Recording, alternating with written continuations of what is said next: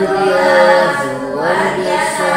Allahu Akbar. Oke, sehat semua ya. Hari ini ada yang nggak berangkat? Ada, Bu. Siapa yang nggak berangkat? Novi. Novi. Oh, Patika. Sama Sari. 3 orang ya? Iya. Sari. Satu nikah, satu sakit, satu bepergian. Oke. Satu babaran, Bu. Babaran itu apa ya? Oke, kita doakan yang sakit semoga segera sembuh biar bisa ikut pembelajaran lagi. Ini. Nah, teman-teman semuanya, pada pertemuan minggu lalu kita sudah membahas mengenai peristiwa Fathu Makkah. Nah, pada pertemuan kali ini kita beralih kepada Khulafaur Rasyidin. Tujuannya buat apa? Buat apa kita mempelajari Khulafaur Rasyidin ini? Yang pertama, nanti melalui kegiatan diskusi diharapkan kalian itu dapat menganalisis proses pemilihan Khulafaur Rasyidin dengan benar. Kemudian melalui penggunaan model project based learning, nanti diharapkan kalian itu dapat menganalisis substansi dan strategi dakwah Khulafaur Rasyidin dengan benar. Sudah paham tujuannya ya? Sudah. Oke, nah sebelum lanjut Bu Guru punya video dulu. Kita nonton video dulu ya.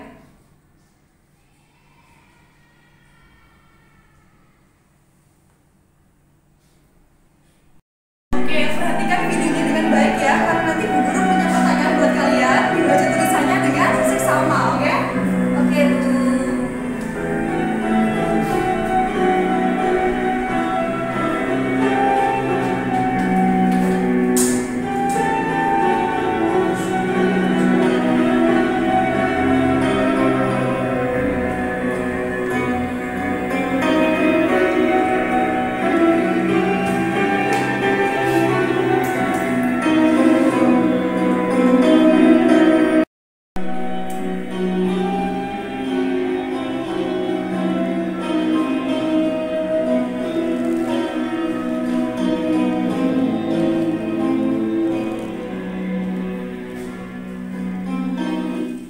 Oke, sudah selesai nonton videonya ya. Ini tugasnya nggak usah dihiraukan. Oke, Bu Guru mau nanya dulu ke kalian. Tadi videonya isinya apa? Khulafaur Rasyidin. Ada berapa jumlahnya? Ada. Siapa saja? Ada Abu Bakar. Terus ada siapa lagi? Umar. Ali. Khattab. Terus Utsman bin Affan. Terakhir Ali. Pilihnya gimana cara pilihnya? Sudah paham belum? Gimana, Bu? Belum. Oke, lanjut ya, kalau belum paham ya. Oke, pertama-tama Bu Guru mau ngejelasin dulu Khulafaur Rasyidin. Itu berasal dari dua kata. Apa? Khulafa dan Ar-Rasyidin. Khulafa itu artinya apa, Mas Askar? Pengganti. Pengganti, betul sekali. Kalau Ar-Rasyidin apa, Mas Tanjung? Mendapat petunjuk. Mendapat petunjuk. Jadi khulafa itu pengganti, sedangkan Ar-Rasyidin itu yang mendapat petunjuk. Jadi secara bahasa, Khulafaur Rasyidin itu pengganti Rasulullah yang mendapat petunjuk. Itu secara bahasa. Kalau secara istilah, Khulafaur Rasyidin itu pemimpin Islam yang menggantikan tugas-tugas Rasul setelah beliau wafat. Sudah paham pengertiannya? Oke, sekarang lanjut ya. Tadi Khulafaur Rasyidin ada berapa? 4. Betul sekali. Yang pertama ada Abu Bakar. Betul, Asyidik ini gelarnya ya. Kemudian Umar bin Khattab. Ketiga Utsman bin Affan dan terakhir Ali bin Abi Thalib. Nggak ada yang bingung sampai sini? Siap, tidak. Oke, lanjut ya. Abu Bakar Asyidik. Ini gambar ilustrasi, bukan gambar Abu Bakar yang sebenarnya, oke? Abu Bakar itu kapan lahirnya? Ada yang tahu? Setelah tahun gajah. Betul sekali, 2 tahun setelah tahun gajah atau tahun kelahiran Rasulullah. Abu Bakar Asyidik ini masuk ke dalam golongan as-sabiqun al-awwalun. Ada yang tahu apa itu as-sabiqun? Apa itu? Yang pertama masuk Islam. Betul, Mbak Neta. As-sabiqun al-awwalun itu orang-orang yang pertama masuk Islam. Ditunjuknya gimana? Abu Bakar ditunjuk sebagai khalifah melalui musyawarah. Jadi kaum muhajirin dan kaum ansor itu bermusyawarah. Kemudian hasilnya itu menunjuk Abu Bakar sebagai khalifah. Nah, substansi dakwahnya apa? Yang pertama ada apa ini, Mas Azhar? Peristiwa Lidah. Tahu nggak peristiwa Lidah itu apa? Ada yang tahu? Ini murtad. Murtad, betul. Peristiwa Ridha itu jadi setelah Rasulullah wafat, ada beberapa kaum yang menyatakan keluar dari Islam, menyatakan mereka enggan membayar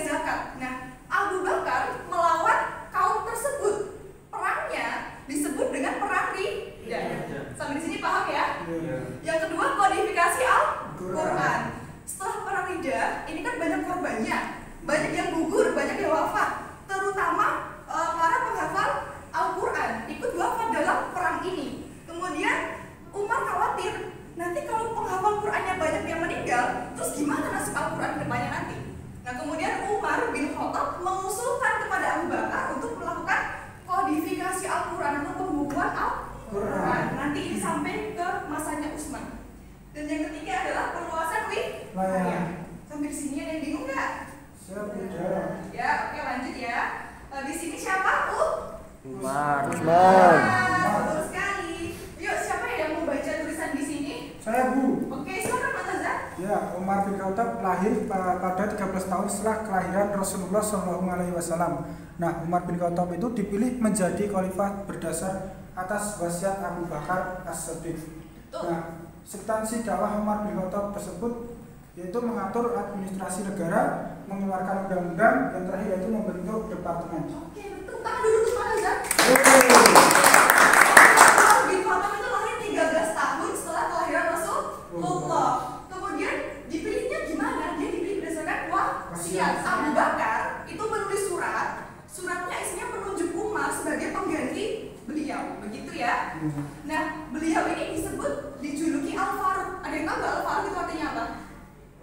Pembeda, betul Mas Askar. Pembeda antara yang hak dan yang batil. Kemudian substansi dakwahnya apa? Yang pertama mengatur administrasi negara. Jadi Umar ini membentuk departemen pekerjaan umum, kemudian Baitul Mal dan lain sebagainya. Yang kedua mengeluarkan undang-undang. Kemudian yang ketiga membentuk departemen. Sampai di sini kalian bingung ya? Oh ya, kemudian pada masa Umar itu pembentukan mata uang juga dilakukan. Kemudian kalender Hijriah, tahu kalender Hijriah? Iya, bulannya ada apa aja? Ada? Rajab. Terus Rabiul Awal. Ya, itu contoh bulan-bulan Hijriah ya. Itu dibentuk kapan Mas Azhar? Pada masa Umar. Luar biasa sekali ya substansi dakwahnya Umar ini. Oke, lanjut. Sekarang siapa? Utsman bin Affan. Utsman bin Affan ini kapan lahirnya? Beliau ini lahir 5 tahun setelah kelahiran Rasul. Ada yang berpendapat bahwa Utsman ini lahirnya di Mekah. Ada juga yang berpendapat bahwa Utsman ini lahirnya di Taif. Jadi ada dua pendapat ya. Kemudian Utsman ini dipilih sebagai khalifah melalui musyawarah dari majelis yang dikenal dengan sebutan Ahlul Halli wa Aqdi yang terdiri dari 6 orang. Utsman ini diberi julukan Dzun Nurain. Apa itu Dzun Nurain? Ada yang tahu nggak? Dzun Nurain itu artinya pemilik dua Cahaya. Kenapa disebut begitu? Kenapa kok disebut Dzun Nurain? Ada yang tahu nggak? Karena Utsman menikahi dua menikahi dua putri Nabi. Makanya diberi julukan Dzun Nurain. Terus substansi dakwahnya apa, Mbak? Perluasan wilayah. Apa, Mbak? Urusan wilayah. Oh, terus apa lagi? Pembuatan Al-Quran. Pembukuan Al-Quran. Jadi pada masa Abu Bakar kan ada pembukuan Al-Quran tuh. Sampai masa Utsman masih diproses, oke?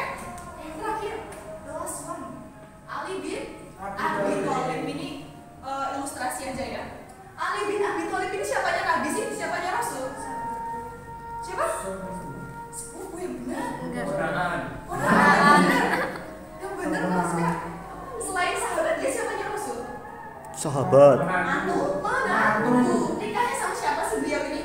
Fatimah. Fatimah Fatimah itu adalah putri Rasul. Begitu ya, sudah paham ya? Kapan lahirnya? Beliau lahir pada hari Jumat 13 Rajab tahun 600 Masehi di kota Mekah. Betul sekali. Dipilihnya gimana? Dipilih dan dibaiat oleh sebagian kaum muslimin secara langsung. Sampai di sini ada yang bingung nggak? Sudah paham semua? Oke, kalau sudah paham semua, sekarang Bu Guru punya ice breaking biar kalian nggak stuck pikirannya. Tahu lagu pada hari Minggu ku turut ayah ke kota, tahu? Naik delman istimewa ku duduk di muka. Nah, liriknya diganti ini nanti. Khulafaur Rasyidin itu sahabat Nabi. Gimana? Yang Pertama Abu Bakar gelarnya As-Siddiq, kedua Umar bin Khattab gelarnya Al-Faruq, tiga Utsman bin Affan gelarnya Dzun Nurain, Ali bin Abi Thalib juga sahabatnya, karamallahu wajah itu julukannya. Dan nanti pakai gerakan ya. Gerakannya gini, ntar gue contohin dulu. Gerakannya gampang, easy. Tangannya dibalik dulu, gini. 1, depan, balik, kanan, kiri, bawah. Kanan, kiri, Bawah, kanan, kiri, tepuk. Ulangi sekali lagi. Depan, balik, kanan, kiri, bawah, kanan, kiri, tepuk. Bisa semua ya? Bisa. Bisa. Kalau bisa berdiri dulu semuanya. Sambil nyanyi ya. Oke ya, sambil nyanyi ini ya. 1, 2, 3. Khulafaur Rasyidin itu sahabat Nabi. Yang pertama Abu Bakar gelarnya As-Siddiq. Kedua Umar bin Khattab gelarnya Al-Faruq. 3 Utsman bin Affan gelarnya Dzunurain. Ali bin Abi Thalib juga sahabatnya, Karamallahu wajhahu. itu julukannya. Bu, mendingan gak usah gerakan. Fokus sama gerakannya, Bu. Gimana dulu? Oh gitu.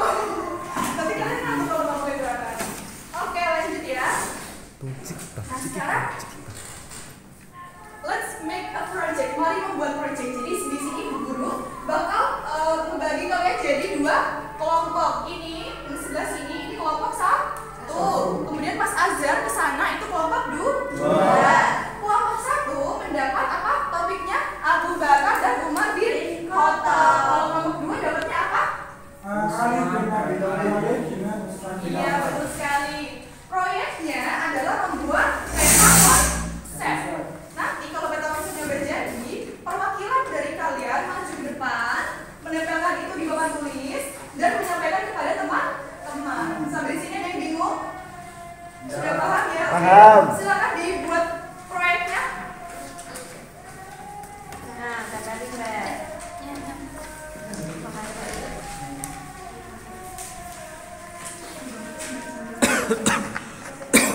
Bisa dicampur.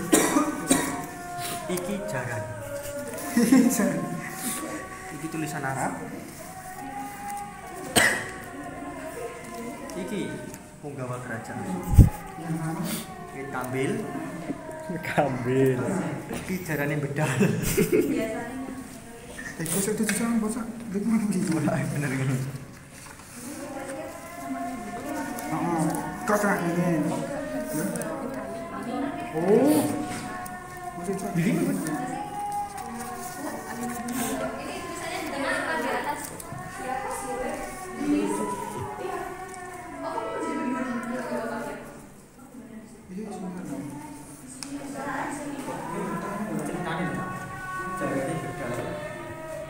Ini kuda, Pak. Apa ini? terus ketemu punggawa kerajaan. Perang. Dari perang, mereka jarane mati. Terus dikutuk. Makasih biasa Mama. Tamat. Biar indah ya.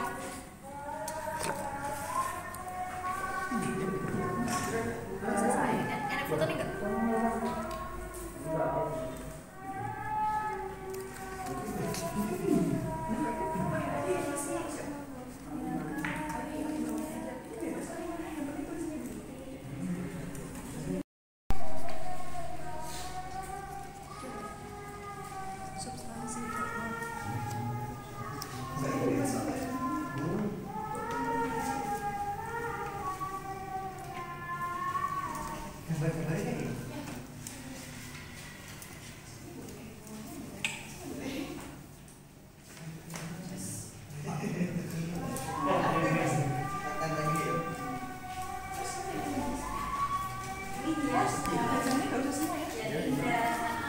Jarane lho punggawa kerajaan yo nek perang dunia ketiga.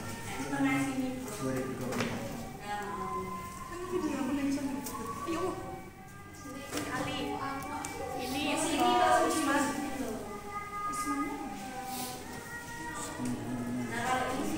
Gambarannya piye? Semuanya di bawah.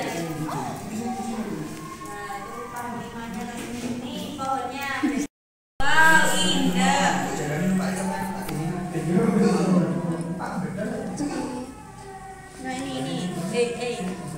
Bu. Bu guru ini gimana Bu guru? Kayak sepidol.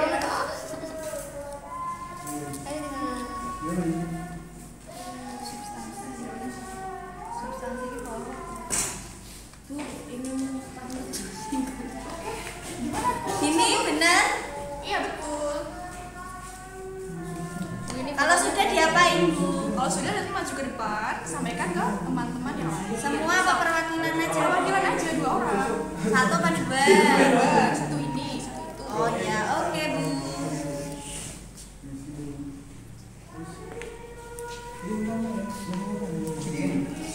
Saat wow. madang sih. Kan ya.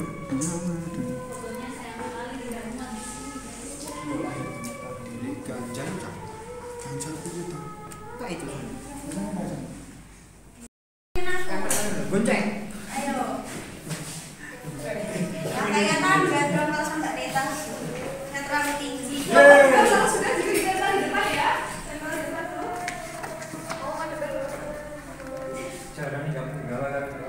Aku sing ini ya. Kamu yang Umar, kamu yang panjang. Oke. Atas dulu dong.